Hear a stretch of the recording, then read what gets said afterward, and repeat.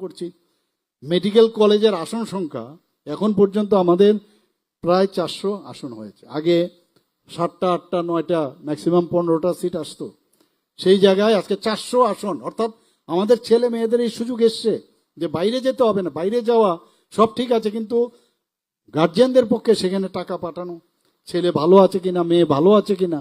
আমার ত্রিপুরার মধ্যে থেকে সেই ডিগ্রিটা সে পাচ্ছে এখানে। আরও অ্যালাইড যেসব মানে প্যারামেডিকেলের সেই সুযোগও এখন ত্রিপুরাতে আছে।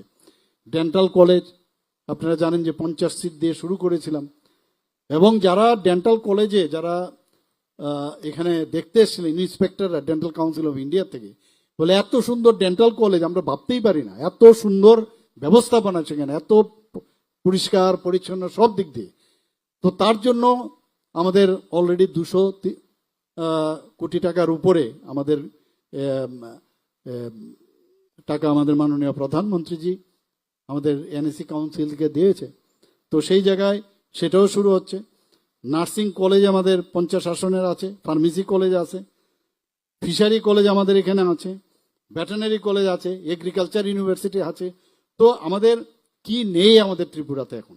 সব দিক দিয়ে আমাদের উন্নত মানের, আরও কত কি হবে আগামী দিন খালি দেখবেন।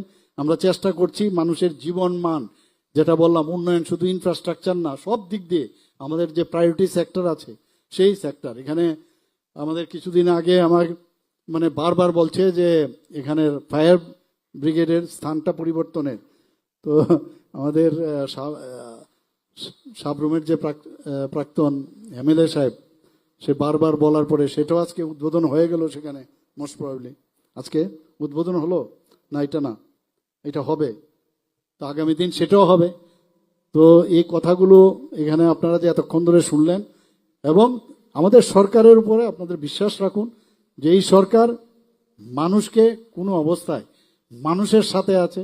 এটা আমার সরকার, আমি একটা আমার সরকার করে কিন্তু একটা মানে মানে আমি গভর্নমেন্ট অফ ইন্ডিয়ার মাননীয় প্রধানমন্ত্রীজি যখন সমস্ত সিএমদের নিয়ে বসেছিলেন, সেখানে এই বিষয়ে আমার সরকার করে যে একটা